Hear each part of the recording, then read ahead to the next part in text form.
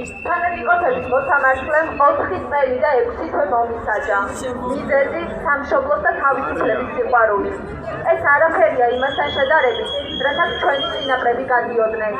ისინი ჩვენი თავისუფლებისთვის მეგობრებს, ოჯახის წევრებს, სიყვარულს, ერთადერთ სიცოცხლეს მიღავდნენ. ეს მათ გამოუვიდათ, რთულად, მაგრამ მაინც გამოუვიდათ.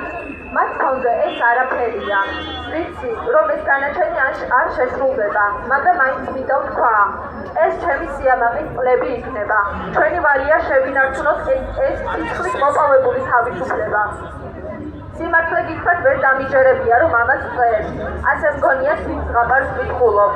ოღონდ ჯერჯერობით ყველაფერი ბოროტების ხელშია. ყოფილა მომენტები, რომელიც სასასრულს წააგავდა, მაგრამ ზღაპარი რა ის ზღაპარია თუ ბოროტმა გაიმარჯვა. თუ ცუდად თავდება, ესე იგი ჯერ დასასრული არ არის. ყველაფერი ჯერ კიდევ წინაა. მინდა ყველასთან მოვიდე და პირადად გადაგიხადოთ მადლობა ჩვენი ოჯახის სამხნევებისთვის და ძალის მიცემისთვის. მადლობა იმ პატარა, ლამაზი სამყაროს აღდგენისთვის, რომლის შენარჩუნებისთვის ბრძოლას ჩემი ფიზიკური თავისუფლება შეეძინა. მენა, რომელიც ჩვენს გულებში ასე საგულდაგულოდაა დაბუდებული, აუცილებლად გაიმარჯვებს. ერთი თხოვნა მაქვს თქვენთან. სტრემლები მხოლოდ გამარჯვების შემდეგ, ისიც ბედნიერების. მე არ მოვკვდარ ვარ.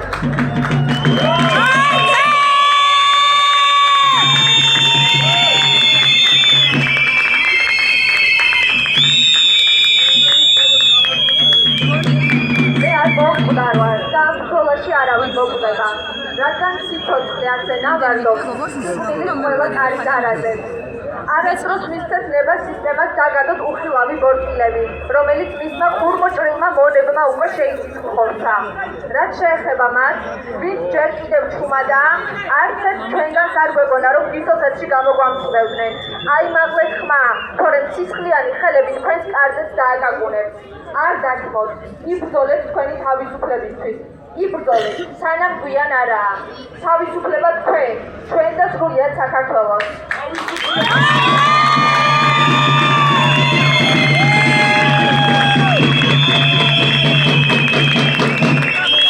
კიდევ ერთი თხოვნა მაქვს. მე უბრალო ბიჭი ვარ, რომელსაც თქვენსავით უყვარს სამშობლო და თავისუფლება.